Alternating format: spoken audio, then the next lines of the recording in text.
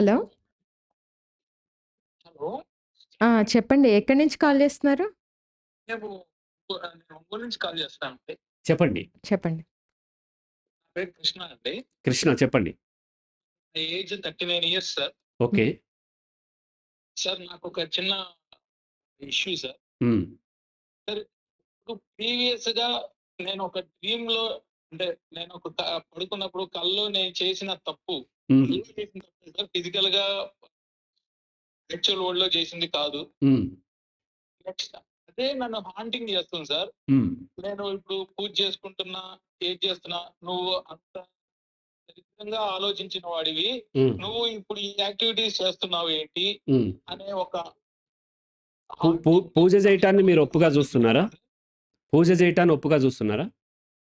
Sir పూజ చేయటాన్ని మీరు ఒప్పుగా చూస్తున్నారా? Sir నాకు వినపడట్లేదు సార్. పూజ చేయడాన్ని మీరు ఒప్పుగా చూస్తున్నారా?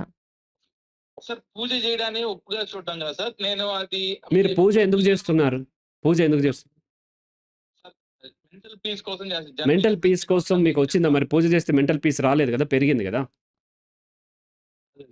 దేవుడికి పూజ అవసరం లేదు, దేవుడికి మీ ప్రార్థనలు అవసరం లేదు, దేవుడికి మీ నమాజులు అవసరం లేదు. ఇవన్నీ మీ మత విశ్వాసాలతో చేస్తున్నారు. సో మీరు దేవుడిని నమ్మట్లేదు. దేవుడిని నమ్మితే మీరు పూజ చేయరు. మీరు నమ్మేది మీ పురాణాల్లో, ఖురాన్నో, బైబిల్‌నో, మీ పాస్టర్స్‌నో, మీ స్వామీజీలనో వీళ్ళని నమ్ముతున్నారు. గాడ్‌కి అయితే ఇవన్నీ అవసరం లేదు. అండ్ ఆ కళ ఇచ్చింది ఎవరు? ఆ కళ మీకు వచ్చేలాగా చేసింది దేవుడే కదా. మరి దేవుడు ఇచ్చిన దానికి మీరు ఎలా బాధ్యులు అవుతారు? మీకు ఆలోచనలు ఇచ్చేది దేవుడే. మళ్ళీ మీరు దేవుడి దగ్గరికి వెళ్ళినప్పుడు మళ్ళీ వచ్చేసి నాకు ఇలా ఆలోచనలు వచ్చిన దేవుడు ఎందుకు శిక్షిస్తాడు? కాబట్టి అర్థం చేసుకోండి.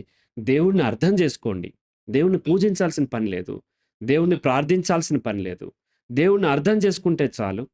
కళలకు, ఆలోచనలకు కూడా ఏ అర్థము లేదు. సో ఏది కూడా ఈ భూమి మీద అపవిత్రమైంది లేదు. దేవుడు సృష్టిలో ఒకవేళ ఉంటే అపవిత్రత ఎందుకు ఉంటుంది? సహజంగా మీరేమనుకుంటారంటే ఈ సెక్షువల్ థాట్స్‌ని అపవిత్రం అనుకుంటారు. లేదంటే మలమూత్రాలను అపవిత్రం అనుకుంటారు. ఇవన్నీ ఎలా అపవిత్రం అవుతాయి? లేకపోతే ఫీమేల్ పీరియడ్స్‌ని అపవిత్రం అనుకుంటారు. పీరియడ్స్‌లోంచే మీరొచ్చారు, నేనొచ్చాను. పీరియడ్స్‌లోంచే కదా వచ్చింది. అది ఎలా అపవిత్రం అవుతది? సెక్స్ ఎలా అపవిత్రం అవుతది? సెక్షువల్ ఆర్గాన్స్ ఎవరు? దేవుడే కదా పెట్టింది. మన బాడీ మొత్తం దేవుడు సృష్టించి దెయ్యం మాత్రం వచ్చేసేసి సెక్షువల్ ఆర్గాన్స్ పెట్టి పోలే కదా. మొత్తం దేవుడు సృష్టిలో అయినప్పుడు, కంప్లీట్లీ విశ్వం మొత్తం దేవుడు సృష్టించినప్పుడు, మీకు వచ్చిన దాంట్లో తప్పుడు పని అనేది కూడా దేవుడే సృష్టించాడు. కాబట్టి కళలకు అర్థం లేదు. ఇక్కడ అపవిత్రమైంది, పవిత్రమైంది కూడా లేదు. మీరు ఎప్పుడైతే పూజను పవిత్రం అనుకుంటున్నారో, మీ కళలో వచ్చిన అంశం ఏదో అయితే ఉందో అది నాకు తెలీదు. దాన్ని అపవిత్రం అనుకుంటున్నారు. పూజ పవిత్రం కాదు, అది అపవిత్రం కాదు. ఇదంతా సృష్టిలో భాగమే అని మీరు అర్థమైనప్పుడు మీకు భయం ఉండదు. మీకున్నది రిలీజియస్ ఓసిడి అంటారు.